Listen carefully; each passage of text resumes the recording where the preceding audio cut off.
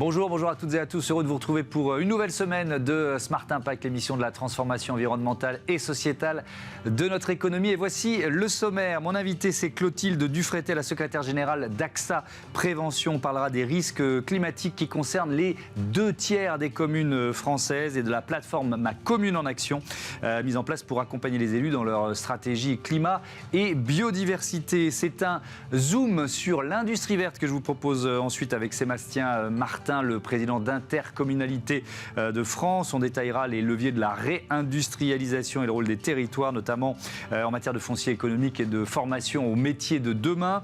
Et puis dans notre rubrique consacrée aux startups éco-responsables, vous découvrirez Ampérus et ses recharges électriques en copropriété. Voilà pour les titres. On a 30 minutes pour les développer. C'est parti.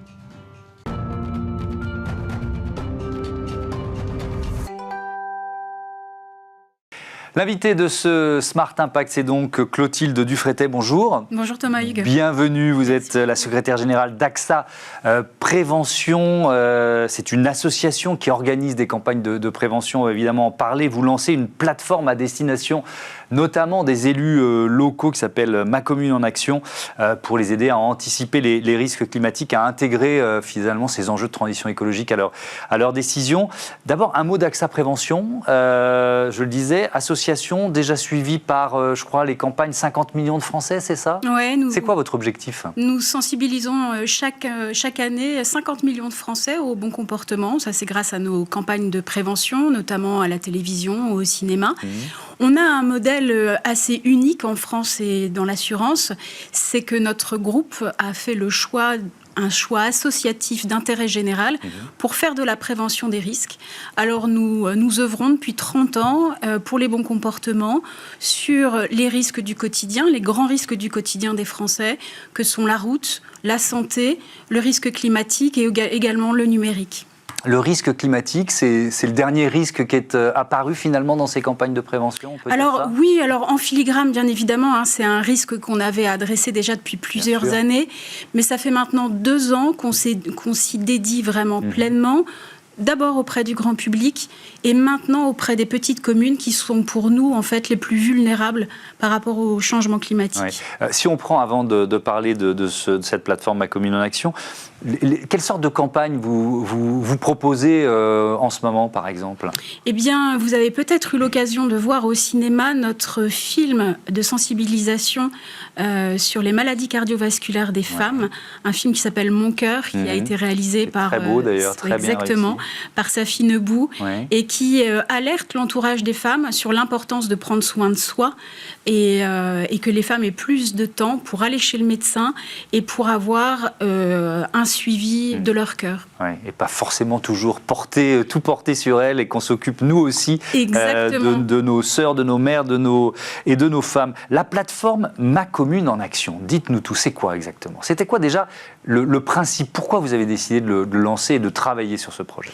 C'est 1 an de travail, Ma Commune en Action. C'est 1 an de travail avec notre filiale, notre entité sœur AXA Climate qui travaille sur le risque environnemental. Et qu'on a reçu plusieurs fois Exactement, ici. Antoine Denoy est venu vous voir. On a travaillé aussi avec The Shift Project. On a travaillé avec les équipes de la sécurité civile du ministère de l'Intérieur. Donc 1 an de travail pour donner en fait aux communes les moyens d'atténuer leur impact sur le climat, mais aussi de s'adapter au changement climatique. C'est quoi le constat de départ déjà ? Le constat de départ, c'est celui aussi que porte notre ministre Christophe Béchu sur le changement climatique. On est un pays vulnérable, on est déjà à plus 1,7 degré. Si on continue sur cette trajectoire, on sera à plus 4 à horizon 2100. Donc on a tous un rôle à jouer. C'est un peu comme la légende amérindienne du colibri, avec cette goutte d'eau qu'il va apporter sur l'incendie. Il est temps que chacun de nous agisse. Donc en 2021, sur cette envie d'agir, on avait interrogé les Français on leur avait demandé quelle était leur perception du risque climatique. Et à 85% d'entre eux, ils nous avaient dit « mais moi j'ai envie d'agir, mais je ne sais pas comment agir ». Donc on avait déjà écrit un guide climat, comprendre et agir, qu'on a déjà distribué à 30 000 exemplaires. Je vous en donnerai un. Merci. Qu'on a déjà distribué à 30 000 exemplaires grâce à nos agents généraux partout en France. Et il a été déjà téléchargé 210 000 fois. Donc ça, c'est à destination de tout le monde, les particuliers, le grand public. On y trouve quoi? On y trouve des gestes du quotidien, on y trouve des bons conseils, des bonnes pratiques à partager? On est parti du constat, on a regardé tout ce qui était fait. Donc il y avait beaucoup de choses qui étaient faites sur les éco-gestes et beaucoup de choses qui étaient faites, mais de façon assez scientifique sur les constats du changement climatique. Et on s'est dit, il faut vulgariser les constats scientifiques pour que tout le monde puisse bien comprendre. Tout le monde n'est pas ingénieur. Et aussi mettre une gradation dans les gestes du quotidien qui peuvent avoir un impact positif sur le climat. Donc c'est un guide, comprendre et agir. Voilà. Dans les éco-gestes, puis on reviendra aux communes, vous êtes venu avec... C'est un tout petit objet, mais alors regardez bien, si vous n'avez pas ça chez vous, franchement, ça coûte pas cher et c'est ultra utile. Voilà, c'est un mousseur d'eau. Mettez-le assez haut qu'on le voit. C'est un mousseur d'eau, c'est un dispositif hydroéconome. Toutes les nouvelles robinetteries en sont normalement équipées. Mais si vous n'en avez pas, regardez bien votre robinetterie. C'est standard, il suffit de le visser et c'est 50% d'économie d'eau. Donc, dans la période de sécheresse dans laquelle on rentre, c'est vraiment un bon moyen de faire sa petite action. Exactement, d'être le colibri finalement des enjeux de sobriété en matière d'eau cet été et malheureusement, parce qu'on s'y prépare, les étés suivants. Je reviens aux élus locaux. Ce programme, cette plateforme Ma Commune en Action, ça s'adresse d'abord aux élus de petites communes, enfin petites communes j'entends de 5, 6, 7 jusqu'à 10 000 habitants, c'est ça? Oui, les communes qu'on a voulu le plus aider, c'est les plus vulnérables. Les maires de petites communes manquent de temps, en tout cas c'est ce qu'on a identifié en discutant avec eux, ils manquent de temps, ils manquent de ressources et ils manquent aussi d'argent.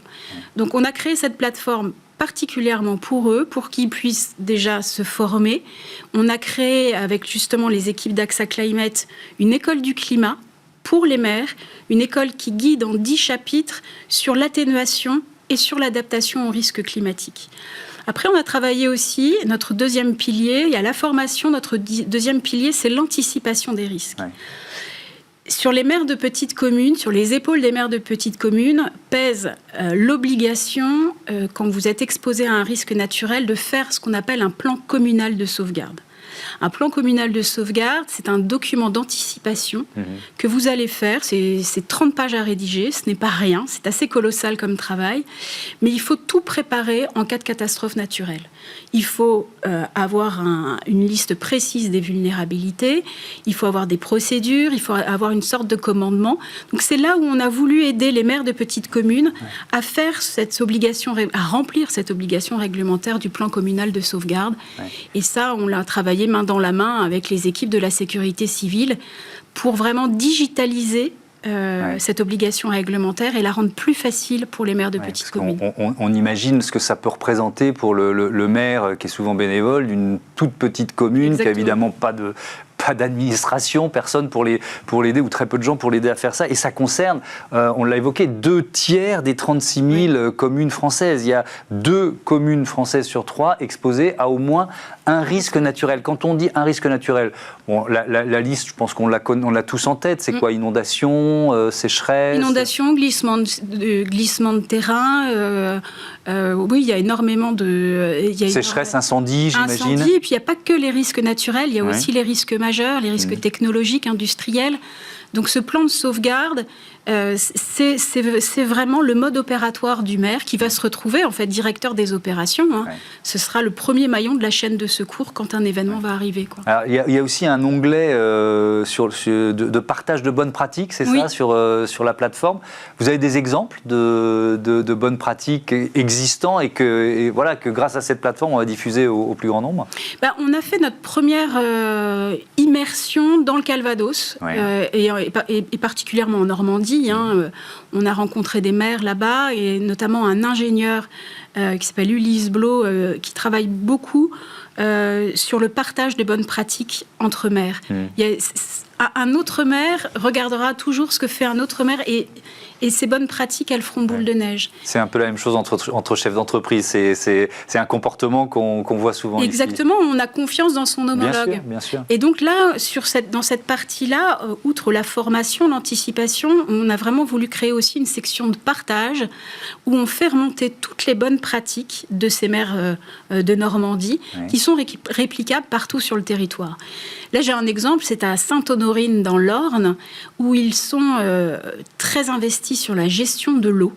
Ils vont remplacer, par exemple, toutes leurs plantes dans les jardins, parce qu'on aime beaucoup dans les petites villes avoir des jardins fleuris, d'avoir des plantes vivaces. Des plantes vivaces, ça permet d'avoir des plantes qui nécessitent beaucoup moins d'arrosage. Donc automatiquement, en termes de période de sécheresse, vous n'avez pas besoin de les arroser. Le traitement des eaux usées également, ils sont en train de voir comment retraiter leurs eaux usées en phytoépuration avec des plantes, tout simplement. Voilà. Deux exemples de bonnes pratiques dans le Calvados qui peuvent se diffuser un peu partout en France. Merci beaucoup Clotilde Dufrétet. À bientôt sur Bismart. Il y a donc cette plateforme Ma Commune en Action. Vous pouvez évidemment y aller. Tout de suite, c'est notre Zoom et on va continuer de parler de l'action des communes puisque on sera avec les intercommunalités. On va parler réindustrialisation verte, forcément.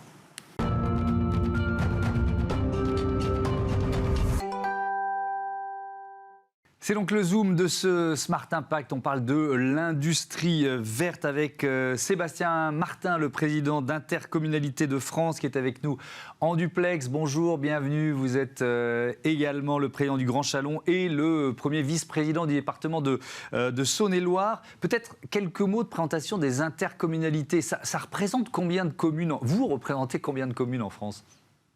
On représente toutes les communes aujourd'hui. Il n'y a pas une commune en France qui ne soit pas dans une intercommunalité. Il y a 1254 intercommunalités qui regroupent les un peu plus de 35 000 communes de notre territoire. Donc chaque Français vit dans une intercommunalité et notre association, elle les regroupe de la communauté de communes jusqu'à la plus grande métropole. Et donc, on va parler ensemble de réindustrialisation. Quel rôle les intercommunalités, plus généralement les territoires, jouent dans cette réindustrialisation? Un rôle majeur. D'abord parce que la loi a donné aux intercommunalités la compétence du développement économique. Les communes, aujourd'hui, n'ont plus cette compétence, les départements n'ont plus cette compétence, elle est partagée entre les régions et les intercommunalités. Et nous, plus particulièrement, sur toutes les questions foncières et d'accompagnement des entreprises. Donc, il ne peut pas y avoir d'implantation d'entreprises s'il n'y a pas eu une intercommunalité qui propose du foncier à une entreprise et qui propose son accompagnement pour la réussite de son projet. Donc, on a un rôle fondamental, je crois, dans la réussite à la fois de la réindustrialisation et du développement aussi des entreprises qui sont déjà présentes sur nos territoires. Oui, avec un enjeu financier, enfin de passage à l'échelle. Quand on parle d'industrie, forcément, il y a des investissements lourds, donc ça se joue à la dimension d'une intercommunalité. Il y a cette idée aussi? Il y a l'idée aussi de se dire que l'enjeu du développement économique, il est tellement fort qu'on ne peut pas avoir sur un territoire une espèce de concurrence entre les communes entre elles, si vous voulez.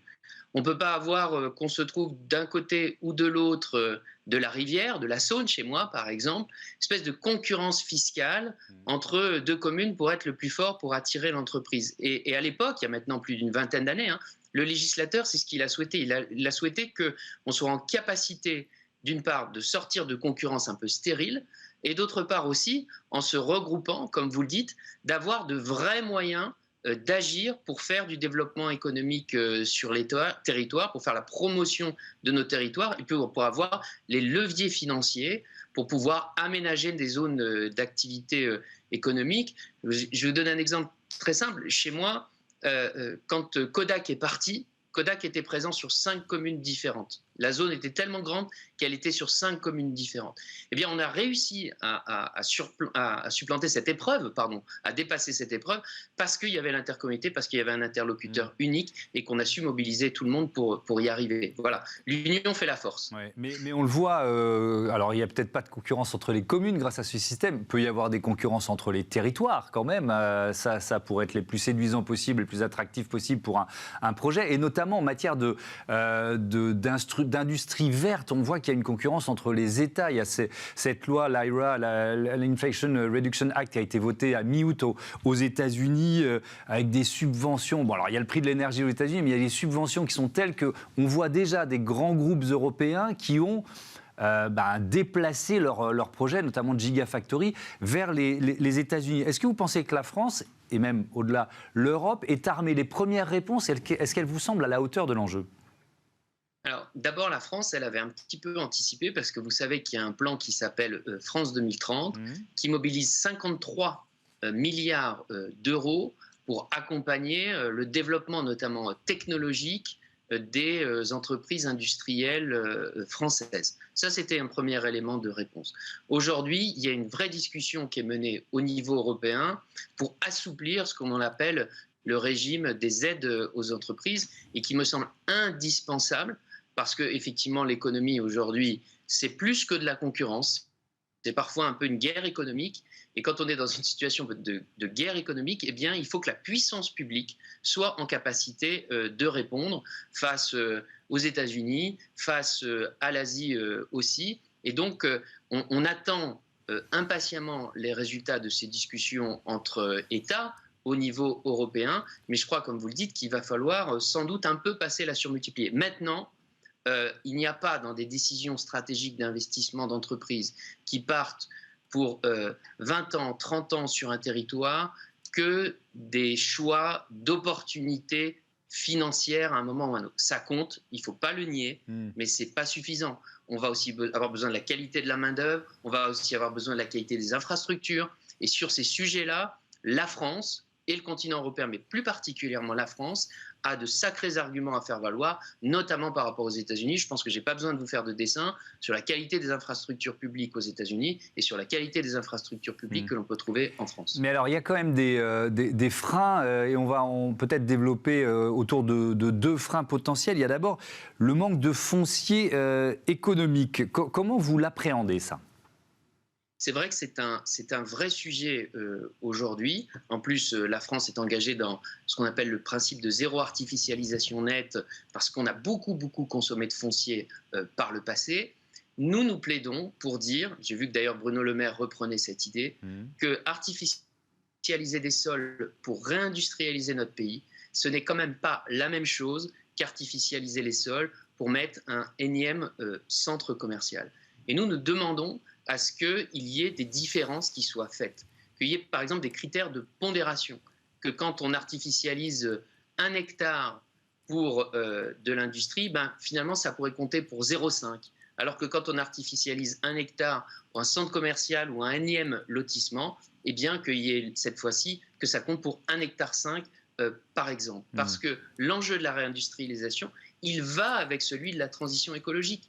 Moins nous produirons de choses qui sont faites à l'autre bout du monde, selon des règles environnementales qui sont moins exigeantes que celles que nous trouvons ici, qui par ailleurs ensuite nécessitent des frais de transport et surtout des transports qui sont loin d'être décarbonés, eh bien moins nous ferons ça, plus nous participerons aussi à la transition écologique. Donc la réindustrialisation... Sébastien Martin, pardon de vous interrompre, j'entends cet argument, mais ça dépend quand même de l'industrie qu'on réinstalle. Si c'est de l'industrie carbonée ou ultra-carbonée, ça n'a pas de sens. Oui, mais la France, justement, s'est engagée aussi dans une stratégie de décarbonation de son industrie, de décarbonation de ses sources de production d'énergie pour l'industrie.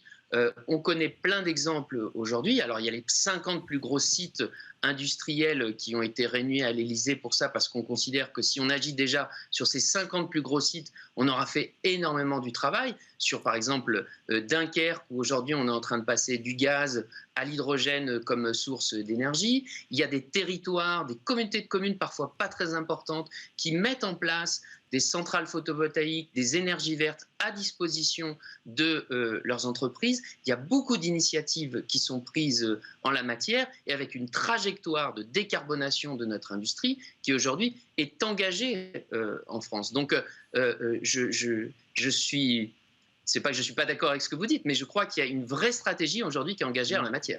Mais bon, en tout cas, il faudra peut-être aussi, parce que vous parlez de conditions, c'est-à-dire sur cette zéro artificialisation nette, il faut aussi bien regarder quel est le projet. On est d'accord là-dessus, je pense. L'autre frein, et je sais que vous menez une action là-dessus, vous avez parlé de l'attractivité des territoires et notamment de la qualité de la main-d'œuvre. La difficulté, c'est qu'il y a énormément de secteurs qui ont du mal à trouver de la main-d'œuvre aujourd'hui.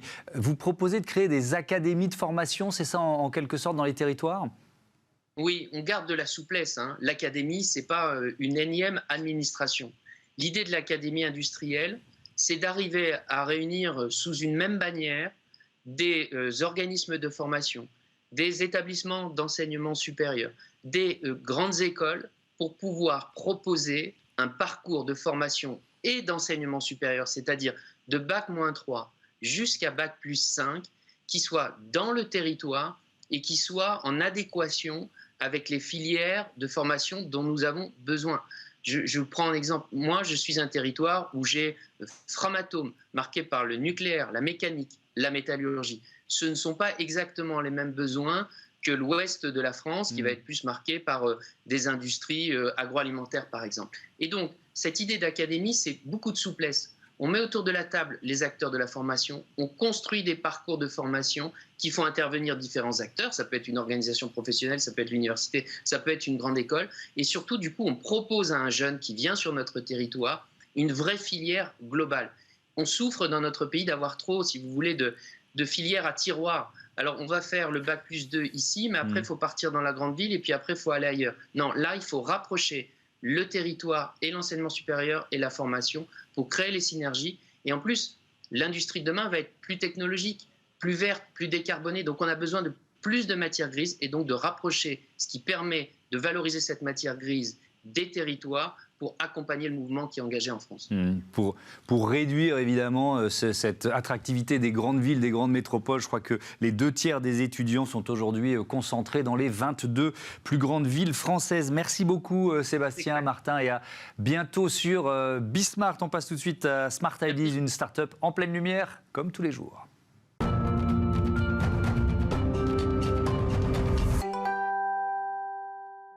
Smart Ideas, c'est notre rubrique consacrée aux startups éco-responsables. Et j'accueille tout de suite Louis Dupéry, bonjour. Bonjour. Bienvenue, vous êtes le président d'Amperus, société créée par des anciens de Direct Energy, c'est ça, septembre Exactement. 2021. Vous êtes combien de cofondateurs ? On est 4 cofondateurs. 4 cofondateurs. C'était quoi l'idée de départ ? Racontez-moi. Eh bien, l'idée de départ, ça part d'un constat simple, c'est qu'un Français sur 2 habite en copropriété.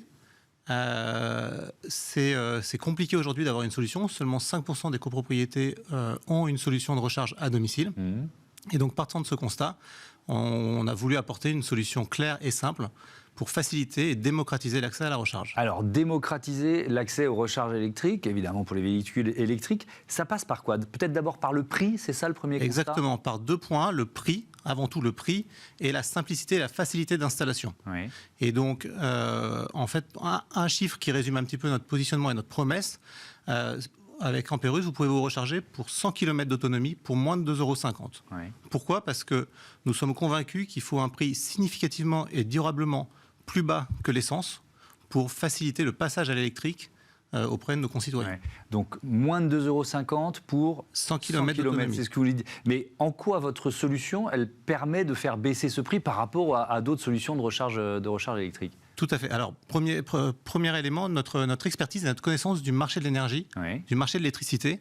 Nous pilotons nos bornes sont connectées, nous les pilotons et donc nous adaptons la charge en fonction du besoin de chaque consommateur pour que celui-ci puisse se recharger au meilleur prix, principalement la nuit. Et donc ça, c'est notre premier fondamental. D'accord. Notre deuxième fondamental, c'est que nous facilitons l'installation dans les copropriétés. Donc pour ça, nous sommes adossés aux organismes publics ou parapublics qui sont en soutien de la mobilité électrique, que sont le programme Advenir, piloté par l'Aver France, et Logivolt, la filiale de la Caisse des dépôts et consignations. D'accord. Et donc ça, concrètement, pour la copropriété, l'installation ne coûte rien. Seuls ceux qui veulent une borne s'équipent et payent leur installation. D'accord. Et alors vous, votre modèle économique, il repose sur quoi? Parce que le coût d'une installation, c'est quand même un investissement relativement important. Tout à fait. Alors notre modèle économique, il est très simple. Nous apportons une solution, un service de confort. Notre objectif, c'est que nos consommateurs n'aient pas à se soucier de la flambée des prix de l'électricité, surtout en ce moment. Et donc, on a une offre en 3 points. Une borne à un prix fixe de 799 € net des aides. Il y a beaucoup d'aides et on aide nos consommateurs à aller les chercher, à faire on s'occupe de tout, les démarches administratives, etc. Nous les avançons également, ces aides.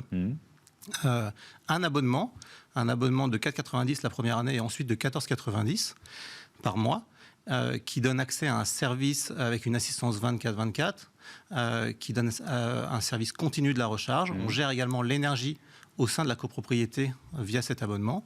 Et puis ensuite, un prix de l'électricité, une tarification au réel. Vous ne payez que ce que vous consommez.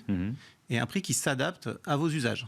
Si vous êtes un petit rouleur, on a un prix jour, nuit, toute la journée le même de 24 centimes du kilowattheure. Si vous êtes un grand rouleur, vous pouvez souscrire à l'option grand rouleur.